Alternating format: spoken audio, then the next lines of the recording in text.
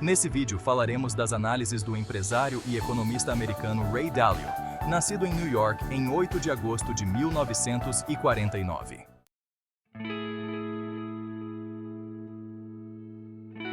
Se mudarmos a ordem do mundo, os tempos que virão serão radicalmente diferentes daqueles que vivemos em nossas vidas e, portanto, semelhantes aos do passado distante. Como sei disso? Porque sempre foi assim. Em meus cerca de 50 anos de investimentos macroeconômicos globais, aprendi a meu custo que os eventos mais importantes que me causaram espanto foram surpresas porque nunca aconteceram durante minha vida. Essas surpresas dolorosas me levaram a estudar os últimos 500 anos de história em busca de situações semelhantes às que de fato ocorreram. Esse estudo me ensinou lições valiosas e vou incluí-las em minha leitura de forma destilada. Começo com a história de como aprendi a prever o futuro simplesmente estudando o passado.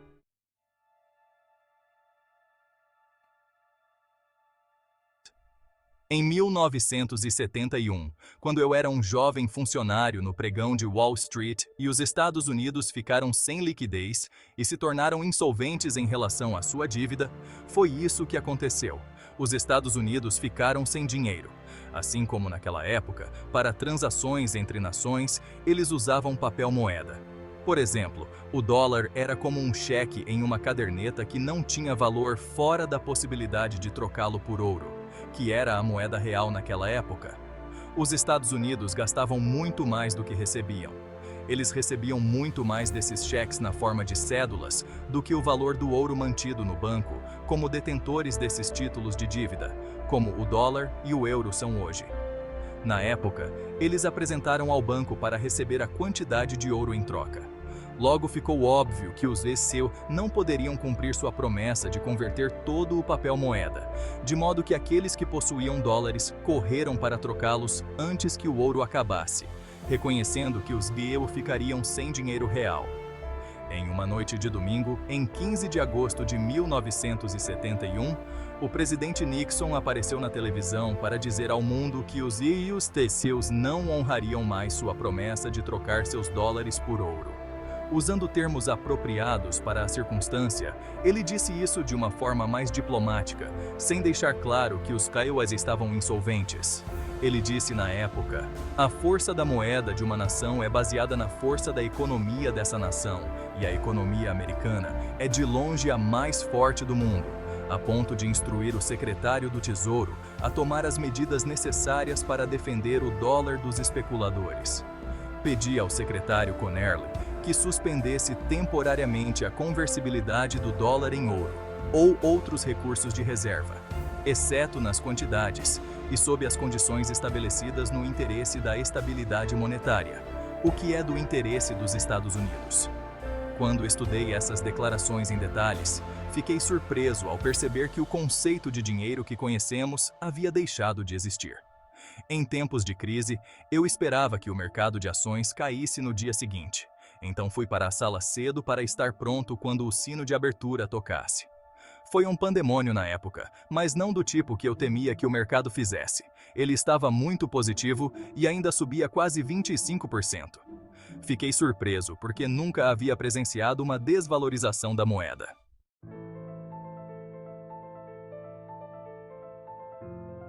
Quando fui consultar os textos de história, descobri que exatamente a mesma coisa havia acontecido em 1933, com o mesmo efeito exato. Mesmo naquela época, os dólares de papel estavam vinculados ao ouro, que estava se esgotando nos céus porque eles estavam gastando mais dólares de papel do que podiam converter em ouro. E o presidente Roosevelt anunciou no rádio que iria quebrar a promessa da nação de converter dólares em ouro. Foi então que ele passou o decreto instituindo o fechamento forçado de bancos em todo o país, e essa foi a primeira medida que o governo tomou para reconstruir nossa estrutura econômica e financeira. A segunda etapa foi a lei pronta e patrioticamente aprovada pelo Congresso para confirmar seu decreto e expandir seus poderes de tal forma que se tornou possível, à luz da exigência de tempo, prolongar o fechamento forçado e eliminar gradualmente a proibição que esse fechamento implicava nos dias seguintes. A lei também conferiu o poder de desenvolver um programa em ambos os casos, rompendo o vínculo com eles, permitindo que os Estados Unidos gastassem mais da receita simplesmente imprimindo mais dólares de papel, pois houve um aumento no número de dólares, sem um aumento na riqueza da nação. O valor do ouro despencou à medida que esses novos dólares entraram no mercado sem um aumento correspondente na produtividade e acabaram sendo usados para comprar uma avalanche de commodities semi-acabadas com estoques de ouro, resultando em preços mais altos. Estudando novamente a história, vi exatamente que o mesmo havia acontecido muitas vezes no passado.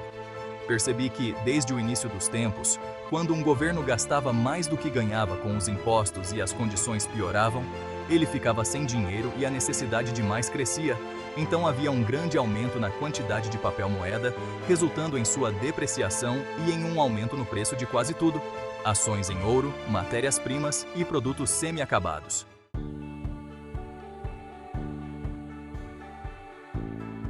É nessa ocasião que aprendemos o seguinte princípio: quando os bancos centrais imprimem muito papel moeda para evitar uma crise, eles compram ações ou commodities antecipando seu aumento de valor e a desvalorização do papel moeda.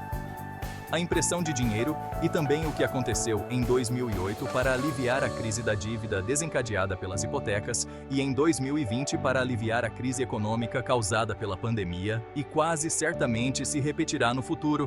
Portanto, minha sugestão é manter esse princípio em mente.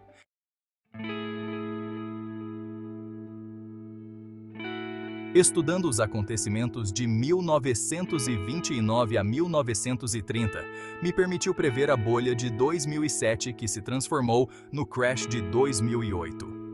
Todas essas experiências me levaram a desenvolver um desejo quase instintivo de olhar para o passado para encontrar situações semelhantes e aprender a fazer malabarismos com o futuro que está mudando a ordem.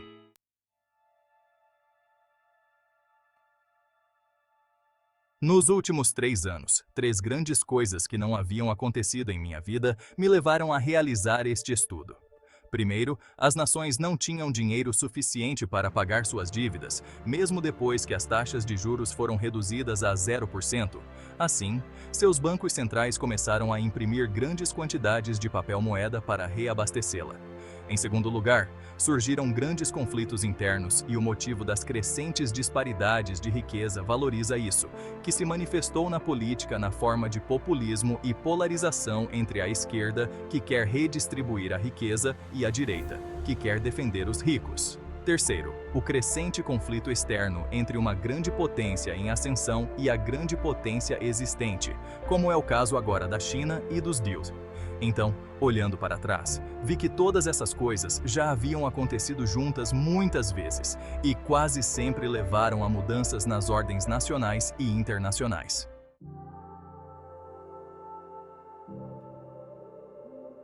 Ordens nacionais e internacionais. A última vez que essa sucessão ocorreu foi de 1930 a 1945. Você pode se perguntar, o que é exatamente uma ordem? Bem, é um sistema que regula a inter-relação entre as pessoas.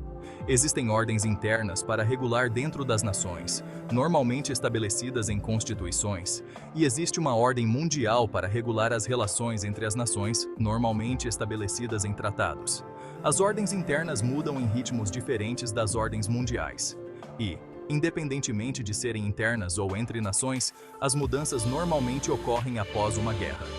Guerras civis dentro de nações e guerras internacionais entre nações ocorrem quando?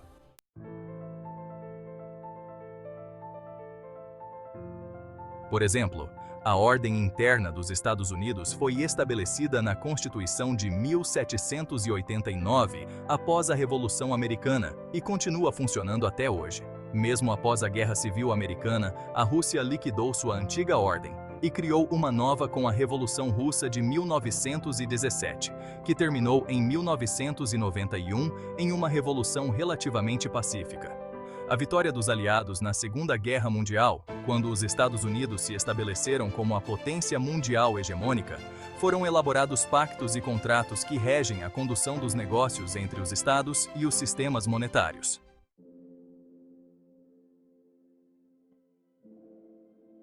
E um sistema monetário inicia uma nova ordem do mundo, Essas mudanças ocorrem em um ciclo fora do tempo e universal que chamamos de grande ciclo.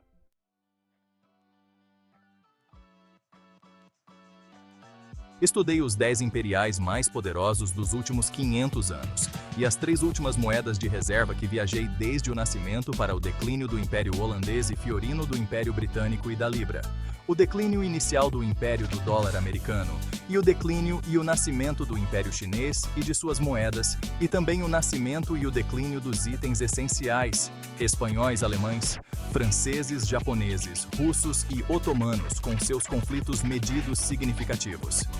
Neste gráfico, para entender melhor os padrões chineses, também estudei o nascimento e a queda das dinastias chinesas, e as costas até o ano 600. Desde que levou em consideração todas essas medidas, ao mesmo tempo podem confundir, então vou me concentrar nos 4 mais importantes: a moeda holandesa, os britânicos, os chineses e americanos.